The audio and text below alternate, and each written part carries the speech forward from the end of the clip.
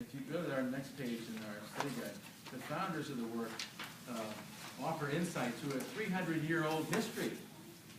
There was a man by the name of Emanuel Swedenborg. You can Google Swedenborg. There's a Swedenborg Society. It's really interesting. And he wrote a wonderful book. It's called On Tremulations.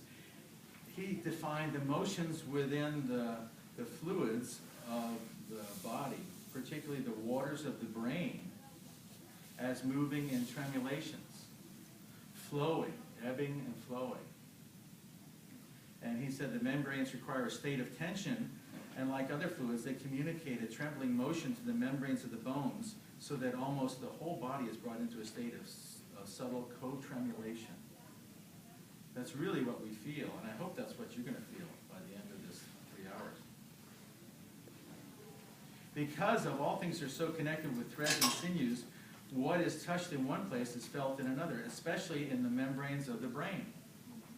This guy wrote this in 1719. He was a philosopher, a physician, a scientist, and his work is amazing.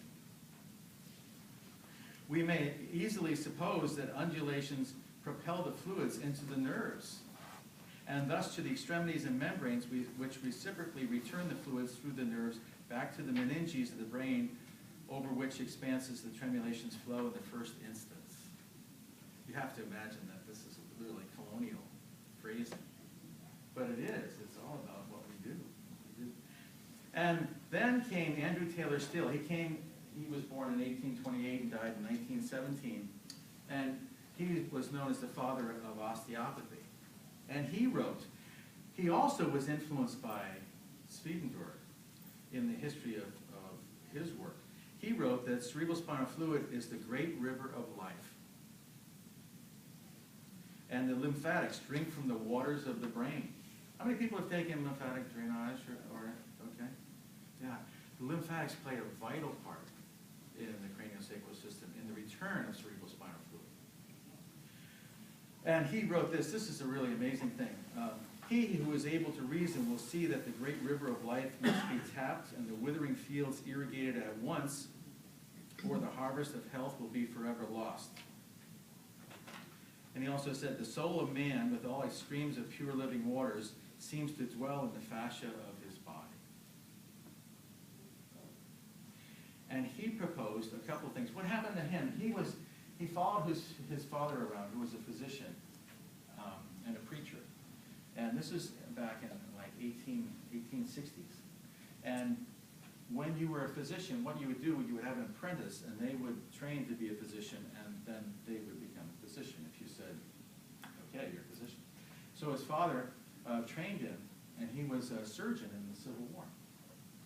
And he also, at that time, there was a thing that was around the countryside. It was called the flux. And we know it today as meningitis. Back then, the treatment of the flux was the administration of arsenic. And as it happened, his 3 children and his wife came down with the flux. They were administered arsenic, and all 3 children died. And so he went into what was known as the dark time. But when he came out of that, he said, wait a minute. The body has all the pharmacopoeia in it to heal itself. The body is one unit. The body is self-regulating. The body can heal itself. And structure follows function. Structure follows function. That's really big, because it helps us understand what happens when we look at craniosacral therapy. A lot of craniosacral, you hear about craniosacral therapy, and they say there's no scientific proof. I'll show you some. I've written a book about scientific proof. There is that. There is that. Then came William Garner Sutherland in 1873 1954. He's the father of cranial osteopathy.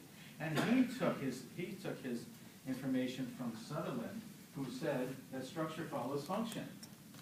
Well, he looked at the skull, and he said, wait a minute, if structure follows function, what's this? What's this all about? Why are there joints in the head? I mean, if this is a bony house for the brain, why isn't it just one big solid coconut? Look at these joints. Does this not look like this is the way they work? like the expansion joints on a bridge.